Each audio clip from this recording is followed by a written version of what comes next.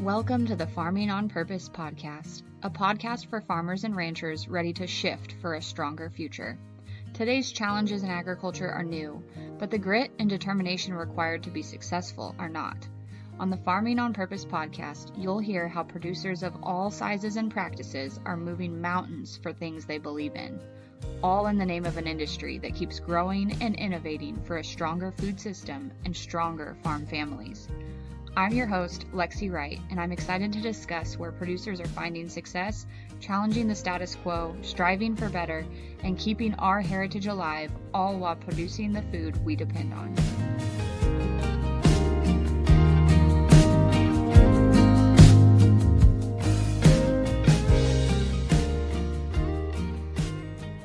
Welcome back to Farming on Purpose. Today's episode is just me again. Today I'm continuing on the concept that we talked about in the last solo episode I did about how we allocate resources in agriculture.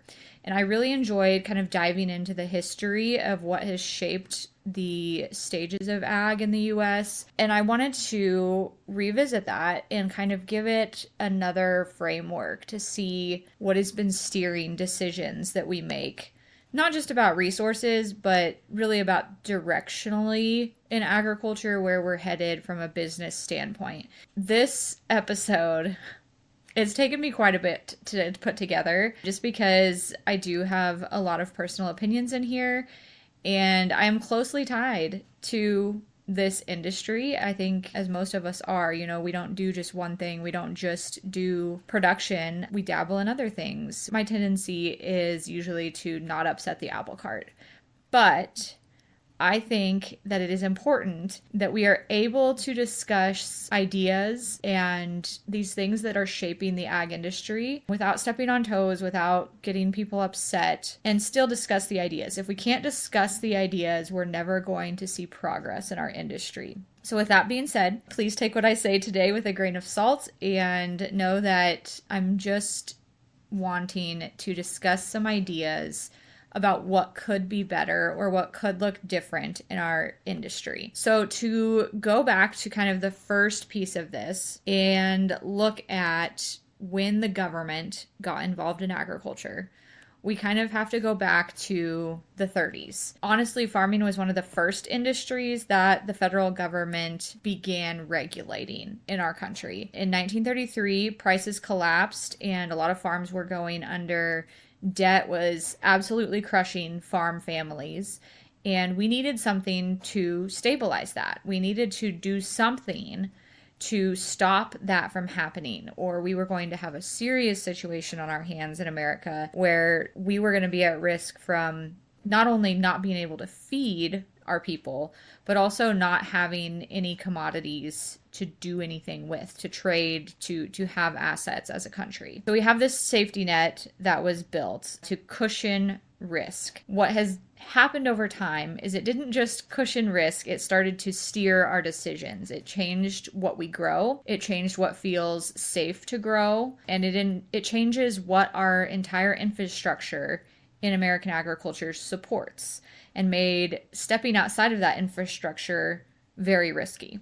Let's talk a little bit more about why the government got involved.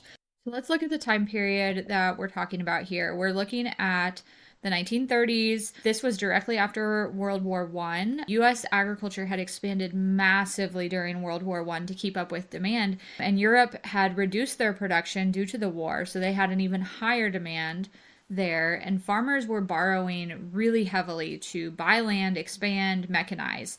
And then all of a sudden we see the end of the war, and during this time European production resumed while our outputs stayed high, and we saw the prices collapse due to this oversupply. And we have that conversation of, which came first, the chicken or the egg?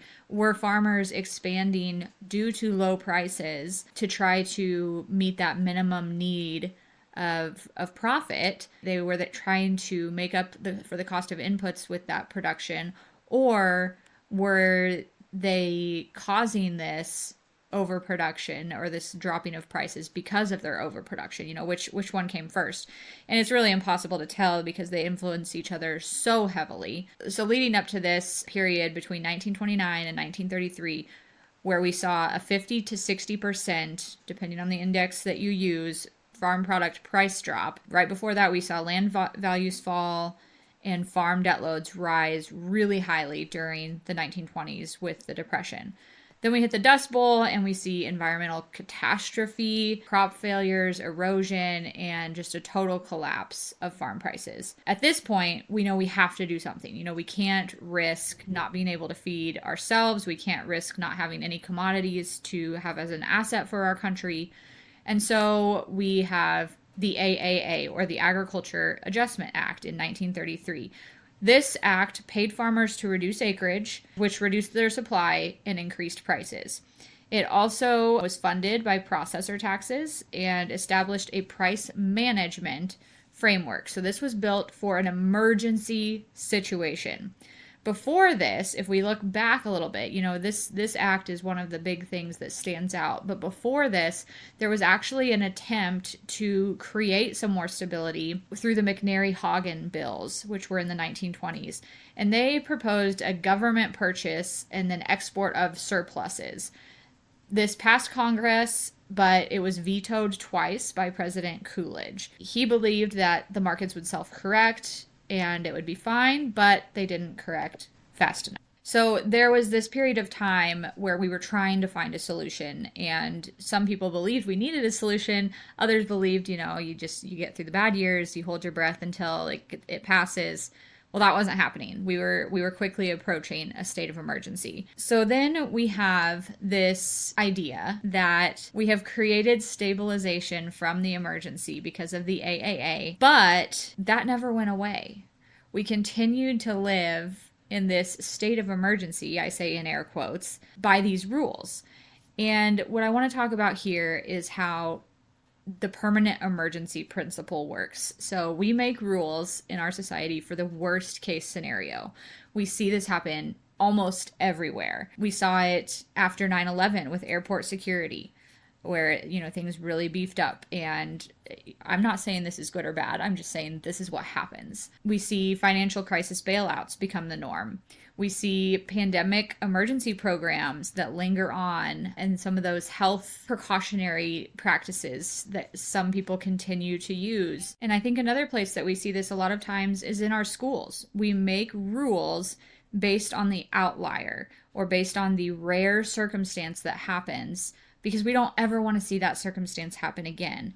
But while it protects in some cases, it also severely limits in other cases. So we're stuck with this idea or this question of what happens when crisis policy becomes permanent policy. And what this leads us into is the crops that we see produced across the U.S. in large amounts today. These are called Title I commodity crops, and these are the crops that the Agricultural Adjustment Act was designed to support. Corn, soybeans, wheat, cotton, rice, and later peanuts was added to this. The reason that these were chosen was because that they were storable.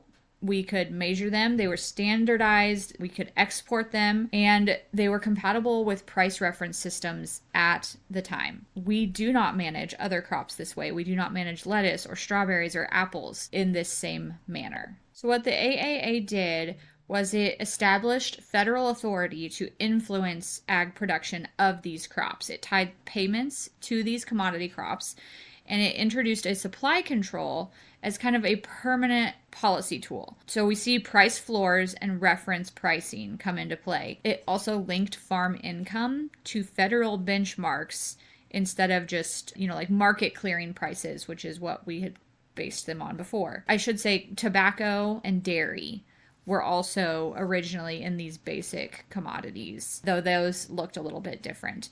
And these were already central to the price collapse, so we already were seeing these crops have prices just be devastating these farmers, and they were already grown at large scales across the regions of the U.S. So what the AAA changed is before the AAA, what your income as a farmer depended on was your yield, how much demand there was in the market, price discovery, so being able to find niche markets or better deals, better contracts, and having local contracts in your area where you could get your crop to market. After this changed. Then your income as a farmer depended on how many acres you had planted, which is completely different than yield, compliance with acreage reduction, so, kind of submitting to these rules, and then federal price targets and commodity classification, so what you were growing, which commodity you were growing.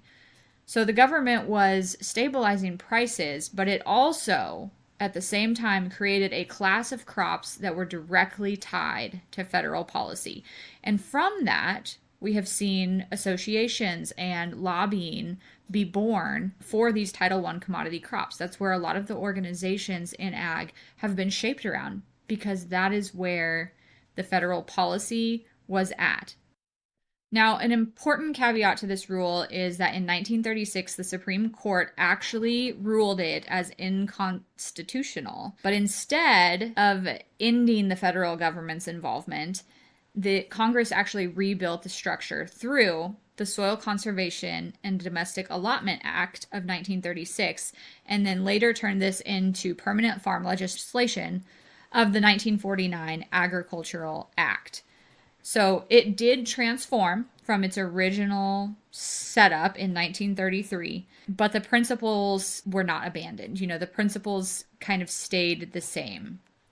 The role that the government was playing in commodity management or decision making became even deeper. It was like, okay, now there's this precedent set. There is history to this decision. That framework that so often happens in policy and in law has turned into, over the years, price supports, marketing loan programs, non-recourse loans, deficiency payments, and then eventually to PLC and ARC, which would be the crop insurance options that we have. And I think one of the questions that comes up here is, as this evolved, why did those crops stay the same? Why were additional crops not added into this?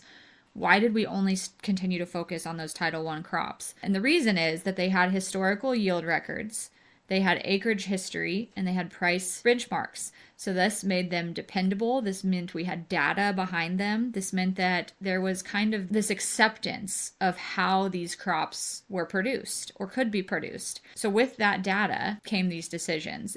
That's where this policy architecture came from. And really, that's where, how we make any decisions. It's logical that this is what happened because this is what we knew. This is what we had experience with. This is what we focused on almost exclusively from 1933 on. So we continued to accumulate more data on these crops, and other crops got left behind because we didn't focus on them. We didn't have the data to back them up to even be able to add them to the list. Now, the Agricultural Act of 1949 is still part of permanent law. When we have new farm bills, those farm bills are amending the Agricultural Act of 1949. That is how deeply rooted this system is. Everything that we pass today continues to go back and edit what was done in 1949. So you can see as this has unfolded how this became the standard for how crops were chosen to be produced on a farm. If they had data to back them up, if they had support systems, if they had insurance against failure, why would you not choose those options? These were the ones that ensured that you wouldn't fail, that you wouldn't have to sell the farm after a couple bad years of crops, as you had probably seen generations before you do at this point. Before federal commodity systems, decisions about what to plant were based primarily on your local level situation. You wanted to look at your soil, your climate, if you had livestock on your farm, were you feeding the livestock? Were you integrating them in the process? What did that look like? Did you have access to train or local mills, and was there demand in your region? So in the Midwest, which is where I'm based, so that's what I'm going to talk about. I know we have listeners outside of that area, and I would encourage you to look at what that looked like in your area as well, but I'm going to talk about the Midwest. Historically, we had a mixture of small grains, oats, hay, livestock, corn, and wheat. So you had a lot more types of crops being grown on your farm because diversification at that time was internal risk management. You were ensuring that if one crop failed, you had other options for income and to support the other pieces of your operation, feeding your livestock. At that point, we saw a lot more infrastructure lock in once we started providing support to these Title I commodity crops. Elevators in local communities across the U.S. were built for corn and soy. Ethanol plants have been built over time as we started using corn for ethanol. Soy crushers, the rail systems were designed specifically to transport these commodity crops. Futures markets, so these crops could be traded on the futures markets. And then crop insurance products that have evolved over time and are continuing to. People call this is alternative markets became thin. So we saw everybody becoming versed and able in corn and soy markets, but alternative markets started to thin out. There wasn't as much acceptance of them. There wasn't as much demand because you had to have a different infrastructure to even handle them. And in farming, you're risking an entire year's income. So you don't want to take those risks on thin markets. Risk is something we talk about managing in agriculture all the time. And I think we've become more able to manage or handle more risk in some ways, and we've become a lot less able to handle it in others. So let's talk about, what are some other options? Because this is where my husband and I always get caught on this argument of is like, we talk about growing commodity crops in the Midwest. It's like, well, what else would you even grow? We can talk all we want about not having monocrops, about, planting other things besides these Title I crops. But it's like, are there even other options that would grow in our climate and in our soil types well? We grew those for a reason. And the answer is yes. But again, they're risky because we don't have an infrastructure for those crops. Some of the things in the Midwest that would be options would be edible beans, sunflowers, specialty grains, forage systems, and livestock models. So doing more growing of your own livestock feed instead of growing your commodity crops and selling them and then buying feed for your livestock. So I do think it's important to note that it's not like we're suggesting that someone go out and start growing strawberries in Kansas. Although that is possible, and there are strawberry farms in Kansas, we're not suggesting that you take your 300-acre field and plant it all to strawberries. The idea here is that you don't have to grow Title I crops. There are other options that would grow in this climate. So I want to talk a little bit more about how the subsidies work, what they are, and kind of the actual stories or the people behind this framework. So how modern subsidies work is we have PLC, which is price loss coverage. This subsidy works when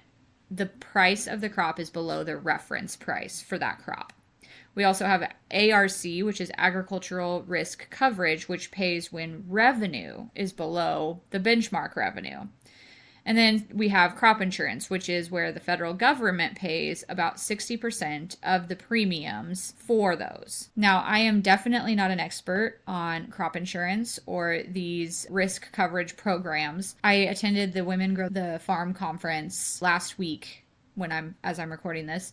And I thought it was interesting, though, that, a huge number of the breakout sessions were actually discussing crop insurance and risk management and all of these things that kind of tie back to policy and how to work and understand how to work within these frameworks that we have established, because that is a huge piece of what earning a profit in ag is today, is understanding the government and policy framework so that you can protect yourself and maximize your income based on the decisions you make on your farm, which I want to be careful to say here is not a bad thing. I think a lot of times in social media comments that discuss this topic, we see people saying, oh, I wish, the government supported my industry, or I wish I got a check from the government anytime something went wrong. That is not what is happening necessarily. What is happening, and I know you guys listening to this podcast know that, but I think it's important to note that this was built, again, as a safety net to keep producers in business when these risk factors occurred. These programs have saved farms in the past, and they continue to do that. And that's important to note. That's all that we're doing as producers, is utilizing the tools that we have access to keep our production operations in business and try to keep them growing. And there is absolutely nothing wrong with that. There is absolutely nothing wrong with using the system that was built for us. And I say us loosely. I know not everyone grows Title I commodity crops.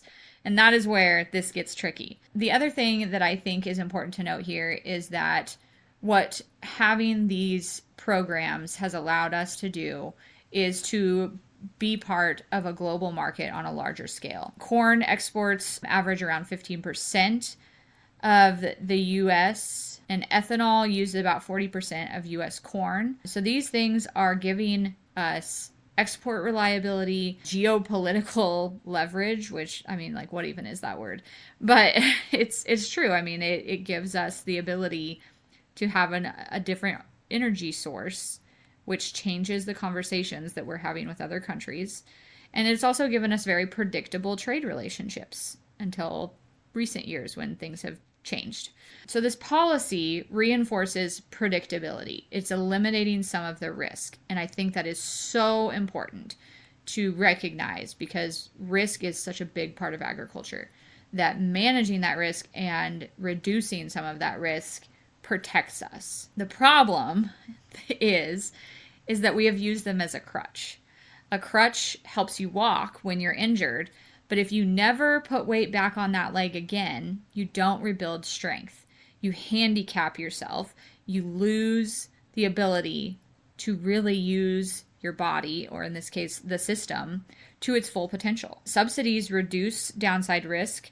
They encourage specialization, or, producing only one or a few kinds of crops. They reward scale, which is another piece of the conversation, that we're seeing farms growing larger and larger.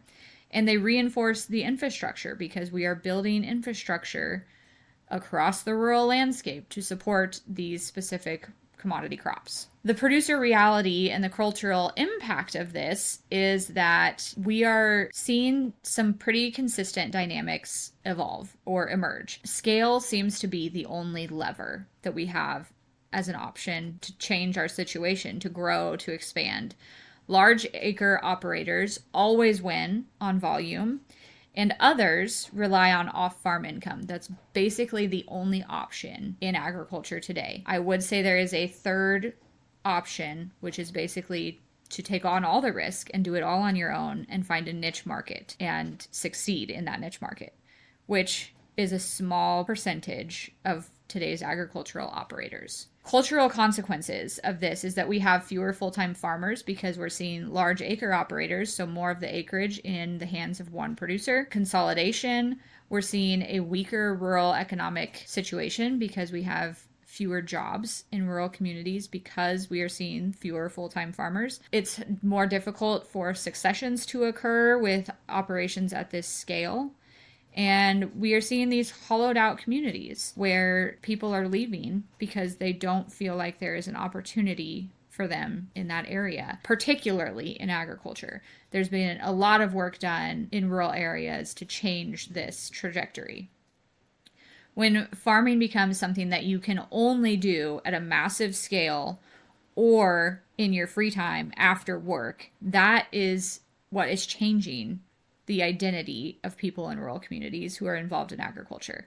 And I think that is really important to recognize, because it is transforming the way that our world works. The other piece of this conversation that comes up is farmers feed the world. And it's so hard to narrow this conversation. As I was putting this episode together, I just kept thinking of like, well, what about this? What about that? And this is the other comment that I see all the time in social media, in the comment section, of farmers say, well, we feed the world, or thank a farmer feeds you. And the retort from someone else is, well, I don't eat soybeans, which I want to break that down just really briefly. So to give you a tool to be able to reply to those comments, because I think it's important that we all dive into these matters a little bit more deeply than just saying, thank a farmer, or farmers feed the world, or a farmer put food on your plate today, because that's an oversimplification of the situation. And consumers today recognize that. And so I think, yes, we have to have those simple ways to have conversations with consumers and to shed a positive light on agriculture, but we also need to be able to back it up and understand the true situation behind that story. According to the USDA, 70% of soybeans are used for animal feed. So soybeans do feed people indirectly if they are consuming protein. Soy meal is generally going to feed, and then soy oil is going for human consumption. So they're, whether we're using that as a cooking oil or whatever, soy does feed people indirectly through livestock and through cooking oils. Corn is about 40% for ethanol production and then about 15% for exports. So it does have feed and food uses as well as energy uses, primarily in animal proteins, in processed food systems, and in fuel markets. So I want to talk about that. Then we have the next follow-up question of, well, what about the health side of soybean meal not being as high quality of as a feed to feed our animals? Now, I frequent a lot of small dairy Facebook groups. That's that's something that I do, or I dabble in. We have some milk cows that I milk for our use. The idea of feeding soybean meal to those animals is absolutely insane to some people. They say that, that is not a quality feed ingredient for your dairy animals. And they say, seed oils are bad for our health. So I want to dive into that issue a little bit more too, so you have an answer to those questions. The issue with soybean meal and animal feed is that it has trypsin inhibitors, which reduce digestibility if it is not properly processed. So if the soybean meal is not properly processed, it can be less effective in animal feeds. The issue is processing quality, not like some kind of toxicity or anything. And I think that overuse or incorrect rations in your feed can also play a role in this. Like, yes, it is going to be a cheaper ingredient or a more cost-effective ingredient in animal feeds than other ingredients might be. So having it at the proper portion in your ration is important, and knowing that it is properly processed to not have to deal with those trypsin inhibitor issues. When we talk about soybean oil, a lot of people are saying, seed oils are not healthy. And there are actually no studies that I could find that support that claim. The weight of the evidence that does not support that claim is much higher. The issue here, I think, is that we have processed foods that almost always are utilizing soybean oil in them. It's something I think that needs to continue to be studied, because it's something that we are eating at such large rates that we need to be aware if there is an issue. But in the same breath, there is not enough evidence at this time that says that soybean oil is actually, toxic or causing these issues. And I think that that's important to recognize also, that if that's a choice that you want to make, to not have seed oils in your diet, that's a choice that you should be able to make. And the way that our food system works right now is that you don't always have that choice unless you are going to go do it yourself. So your options are severely limited or reduced. So that's worth exploring as well. Okay, I want to get back to the main point here. I just felt like I could not discuss this topic without bringing up those little tangent issues. So let's talk about commodity specialization. So as we're thinking about what crops are grown and how that impacts us culturally, especially in rural areas or areas where maybe some crops would not work to grow in large quantities, we're talking about commodity specialization, which when people are only going to grow those Title I crops, what that does for us in the Midwest is it increases our dependence on imports of other foods that we are eating, whether that be produce or anything that we're not growing here, which increases transportation miles for our food. Diversification, on the other hand, requires an entire infrastructure to be able to switch crops, or to be able to diversify the crops that you are planting. You have to have buyers, processors, storage, freight, contracts to support that. And because of that, we cannot just tell farmers to switch crops. That is not an option. And so often, that is what is proposed in the social media threads is, well, why don't you just grow something else? it is obviously not that simple of a question. We have to talk about how to shift without destroying producers. We have to see demand before we actually plant the acres. That's going to be pretty much a necessity to do this at any kind of scale. We have to have infrastructure growing alongside production. And then we have to have transition year risk coverage. So we can't just expect everybody to go from having grown soybeans and corn and wheat their entire lives to producing other crops that they have less experience in without knowing that there's going to be some learning curve involved there. We cannot lead diversification in crops with ideology. It has to be market-led in order to not destroy the producer. So just to bring this full circle, we've talked about why government got involved in agriculture in the first place, what that looked like, what those policies have evolved into over the years, and how that has impacted what producers plant. It has completely begun to steer decisions for producers in ag because that is how the infrastructure is built. And to stray away from that is incredibly risky. We see some do it. We see some people who are going out there and taking those risks, but it is a small percentage.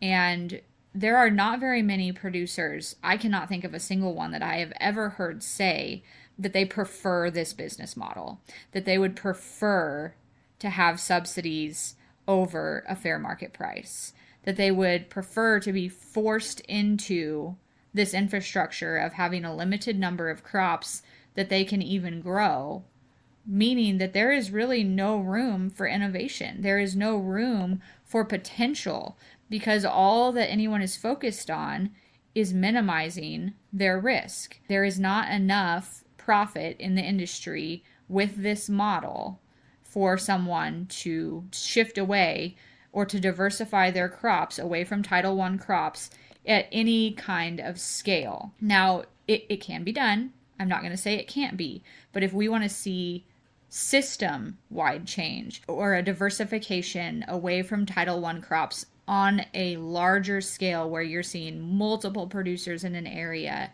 taking on that model, then it's not possible. It is not a realistic thing to expect from today's producers. This is the model that we have because of the policy that was created out of an emergency, and that we have continued to evolve and change, but still relates back to that emergency because we don't ever want to see that situation again. I can't blame us for not wanting to be in a state where we have to question if we can feed our own country, if we can feed our communities.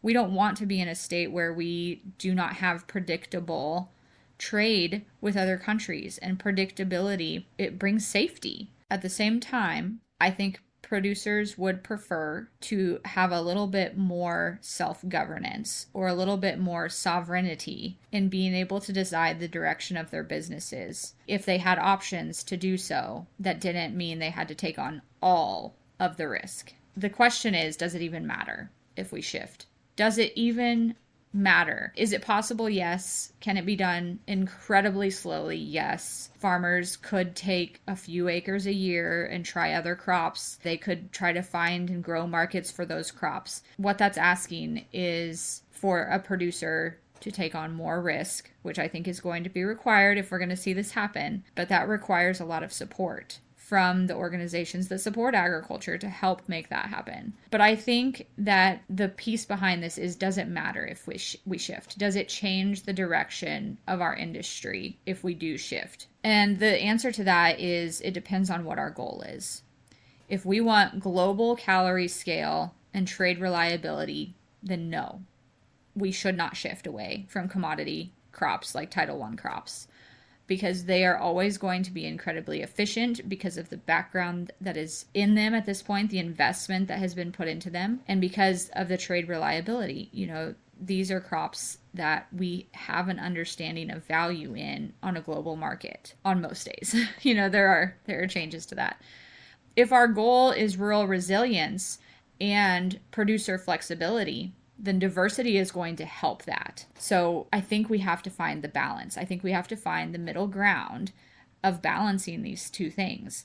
Because if we don't change, we are going to continue to see farmers that are handicapped, farmers that are not allowed or not able to reach their true potential because of the system that they are working in. We need commodity crops as a world, but when the safety net and the infrastructure system make them the only rational choice, then we lose that flexibility. And flexibility really is what creates stability, true stability, not relying on a crutch for stability, not relying on the next farm bill to pass these support dollars for stability. Flexibility means that we can respond to the situation. It means that we have the ability to diversify.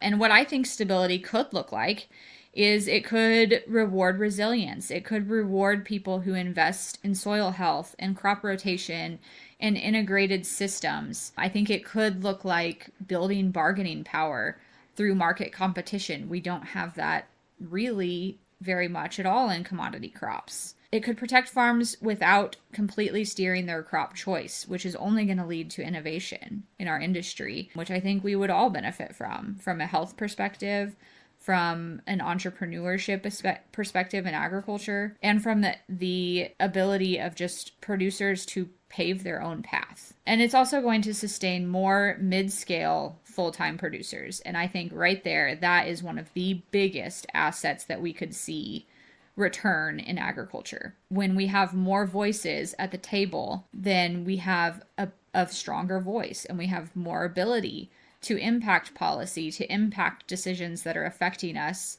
across the U.S. when these policy decisions are being made, whether they're at a local level or at a federal level.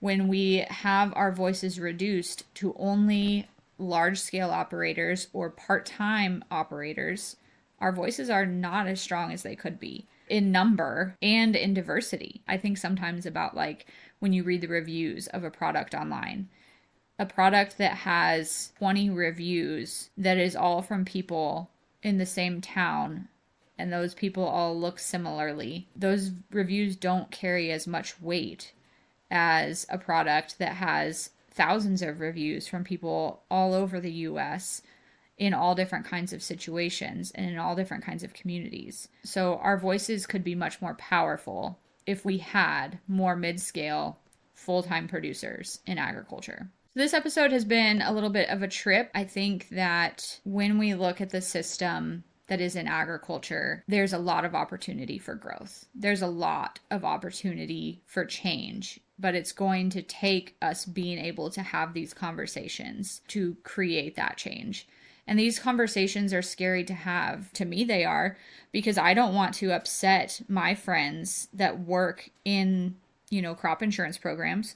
I don't want to upset my friends who work in commodity associations, because I think they're doing very valuable work and they are working in the system that they have. But I think our system could be so much more powerful and resilient and allow so much more freedom for our producers if we were willing to talk about how that system could change or how it could become more flexible. That is the goal to me, to see a system that is more flexible, that creates more freedom for farmers. I did talk a lot about different statistics and, references to studies. So I do want to make sure that if you are interested in exploring those, you check out the show notes. I will have those linked there, as well as several that I kind of drew conclusions from, even if I didn't mention them specifically in this episode. And I don't do solo episodes all that often because they take a lot of time to produce and a lot of thought on my part to kind of group my thoughts together on these things and remove at least a little bit of the emotion. So I would really appreciate you joining the conversation and telling me, what do you think about this? Do you think that our system even has the potential to change? If you do, I'd love to hear from you on social media. And if you don't, I'd love to hear that too, because I think that it's an argument worth having. I think it's a discussion worth having across the industry right now, is what could be and is it possible? I hope you guys have a great week. If you've enjoyed spending time with us today, please take a moment to review the podcast on Apple Podcasts or join the conversation on social media. Do you have a topic you would like to discuss or know someone with a story to share? Apply to be a guest on the podcast at farmingonpurpose.com. You can follow the host of Farming on Purpose, Lexi, on your favorite social media platforms for more content by searching for Farming on Purpose. And remember, if you look around your table and aren't inspired by the people there, it's time to find a new seat.